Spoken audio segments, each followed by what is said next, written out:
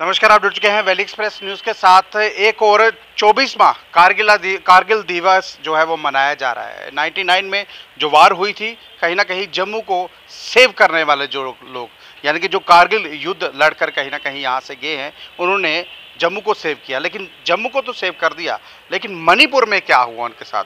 कुछ ऐसे ही सैनिक जो मणिपुर में रहते थे, उन्हीं की बीवियाँ जो थी वो कहीं ना कहीं जिनके वस्त्र उतार कर कहीं ना कहीं सड़कों पर दौड़ाया गया, और पुलिस प्रशासन की मौजूदगी में। आखिरकार प्रशासन कर क्या रहा है? मोदी साहब ने 36 सेकंड का एक भाषण दे दिया और उस भाषण में ये कहा कि ये निंदा है। क्या ये प्रधानमंत्री ने कह तो दिया निंदा है, क्या उसके ऊपर कोई बातचीत हुई? और होम मिनिस्टर 2 महीने पहले जब गए थे तब वहाँ हिंसा चल रही थी, लेकिन आज तक अभी तक 150 लोग जो हैं वहाँ पर इस वक्त अपनी जान जो है उनकी जान जा चुकी है। और दूसरी तरफ कहना कि पार्लियामेंट सेशन इस वक्त चल रहा है, लेकिन पार्लियामेंट सेशन में विपक्ष को बोलने की जो अनुमति है वो नहीं दी जा रही। हमारे साथ सैनी साहब जुड़ेंगे, जो यहाँ से शिवसेना बाला साहब ठाकरे इकाई के यहाँ स्टेट प्रेसिडेंट है। इनसे पूछता हूँ, सर आपको क्या लग रहा है जिस तरह से जो कारगिल यहाँ पर 24वां जिसको मनाया जा रहा है, यहाँ से महिलाएं जो बाइक्स रैली लेके गई हैं, और एक तरफ जिन्होंने हमारे जम्मू कश्मीर को सेव किया, उन्हीं की बीवियों के साथ इस तरह से दुर्व्यवहार होना बहुत दुर्भाग्यपूर्ण है जी। देश की रक्षा करने वालों को श्रद्धांजलि दी जानी चाहिए।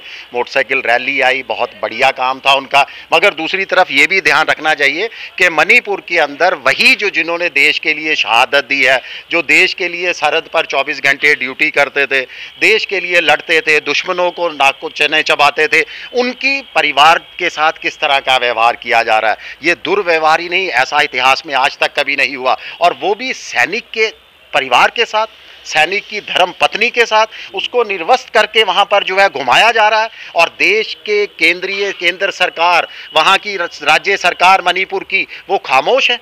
ये तो राज्य सरकार ने तो 77 दिन तक ये वीडियो दबा के रखा था, लेकिन जब सत्र शुरू हुआ तो ये वीडियो कहीं ना कहीं बाहर आया, उसके बाद पोल खुली है। देखिए, प्रधानमंत्री जी ने भी 2 महीने बाद ही अपना व्यक्तित्व दिया है। जो निंदा की है वो 77 दिन के बाद ही की है, जब वीडियो आने के बाद। इसका मतलब केंद्र सरकार की तमाम इंटेलिजेंस एजेंसियां को यहाँ पर जो है ये जानकारी नहीं मिली कि वहाँ पर जो है एक सैनिक की धर्म पत्नी को निर्वस्त्र करके घुमाया जा रहा है, या किसी भी महिला को निर्वस्त्र करके बनाया जा रहा है। बहुत निंदनीय है ये। आज तक देश के इतिहास में मैंने अपनी जिंदगी में इस तरह का वाकया नहीं देखा, जिसके अंदर केंद्र सरकार वहाँ जो है देखरेख कर रही है। बीजेपी की वहाँ सरकार है, जो ये डबल इंजन कहते हैं, ये डबल इंजन की ही वहाँ पर सरकार है, और उस सरकार के रहते इस तरह की घटना दुर्भाग्यपूर्ण है। सरकार की निंदा कर रहे थे कल प्रधानमंत्री साहब, लेकिन उन्होंने डायरेक्ट मणिपुर पर नहीं आए, वो कहीं ना कहीं राजस्थान चले गए, एमपी चले गए, उसके बाद आके मणिपुर में, यानी कि वहां पर भी कहीं ना कहीं पॉलिटिक्स खेलते हुए नजर आए। देखिए, वो निंदा भी सिर्फ मात्र शब्दों के अंदर ही दिखाई दी। इनकी अपनी वहां सरकार है, सरकार को बर्खास्त करें, वहां राष्ट्रपति शासन लागू करें, नया वहां पर किसी मुख्यमंत्री का चयन करें, नए मंत्रियों का चयन करें। बीजेपी की अपनी सरकार है, बीजेपी तो दावा करती है कि हम प्रशासन जो है बहुत बेहतर प्रशासन देते हैं, किसी तरह की दिक्कत नहीं आती। तो ये तो मणिपुर तो कितने महीने से, 3 महीने से हम लोग देख रहे हैं, लगातार जल रहा है, मगर उसके बावजूद जनता और तमाम मीडिया का आप फोकस देख रहे हो वो सीमा हैदर की तरफ है। तमाम मीडिया का फोकस वहां पर है, कश्मीर पर है। मणिपुर के ऊपर कोई डिबेट करने को तैयार नहीं है मीडिया चैनल। ये मुझे नहीं विश्वास हो रहा कि आपने कैसे ये साहस कर दिया और मणिपुर के मुद्दे को यहाँ पर जो है उठाया। देखिए, मणिपुर की साहस मैंने इसलिए किया क्योंकि जो आपकी पत्रिका है ना सामना, उसके अंदर भी ये पूरा छपा हुआ है। और सबसे बड़ी बात, हमारा काम है, क्योंकि मणिपुर हमारे देश का अंग है। जिस तरह जम्मू कश्मीर को ये अटूट अंग कहते हैं ना, जम्मू कश्मीर दिल्ली का अटूट अंग है, वो भी हमारा अटूट अंग है, लेकिन उस अटूट अंग पर प्रधानमंत्री कुछ बोलना नहीं चाहते। बिल्कुल, आपसे सीख लेनी चाहिए ये बड़े बड़े मीडिया हाउसेस को भी, कि अगर आप इस मुद्दे को उठा सकते हो। इतने बड़े बड़े चैनल जो रोजाना इतनी बड़ी बड़ी डिबेट कराते हैं, लगातार जो है 4 बजे से लेकर 8 बजे तक डिबेट का एक सीरियल चलता है, और वो प्री डिफाइंड सीरियल चलता है, उसके अंदर इस तरह के मुद्दे उठाए जाने चाहिए। आप, मणिपुर बहुत जल रहा है इस समय, 60,000 से ज़्यादा लोग वहां पर विस्थापितों का जीवन व्यतीत कर रहे हैं और उनके वहां पर बिजली पानी तक की उनके विस्थापित शिविरों में वहां पर जो है व्यवस्था नहीं है।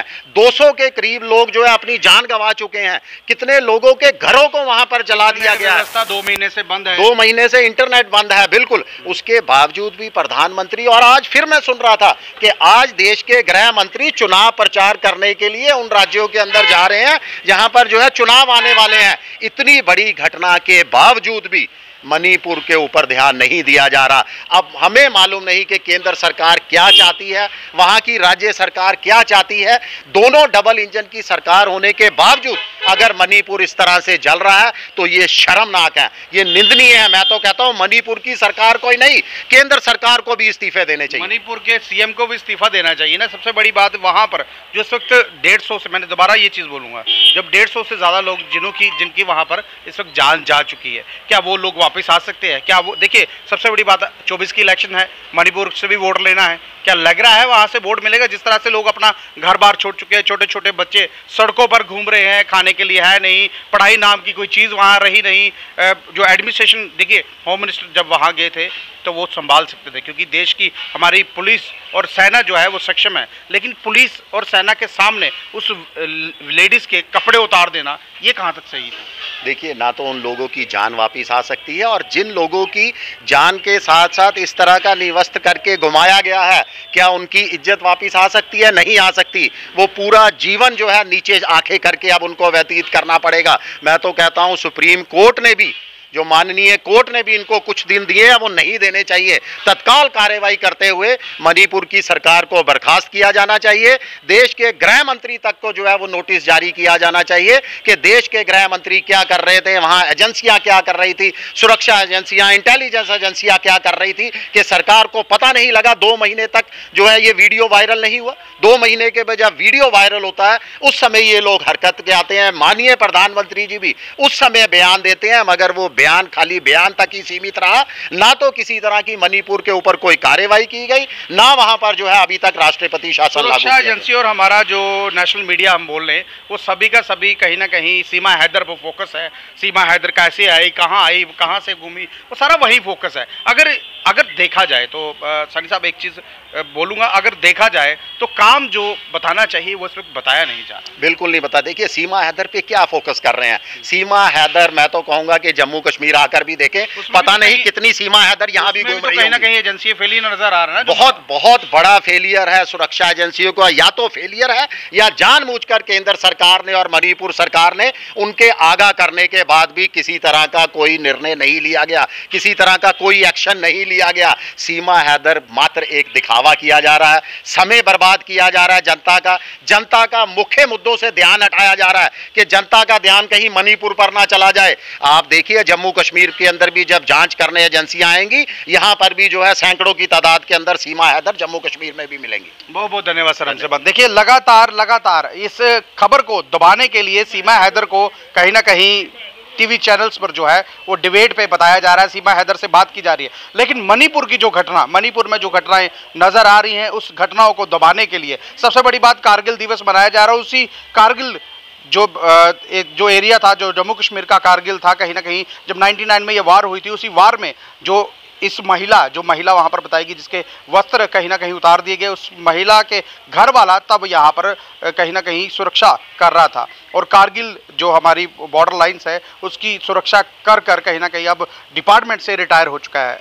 और रिटायर होने के बाद इस तरह का वाकया नजर आना, अपनी ही पत्नी के कपड़े उतरते हुए देखना, वो भी सिक्योरिटी के सामने, क्या ये सही है? ये वीडियो आपको किस तरह लगी, कैसे लगी, अपनी राय जो है जरूर रखिएगा। नमस्कार।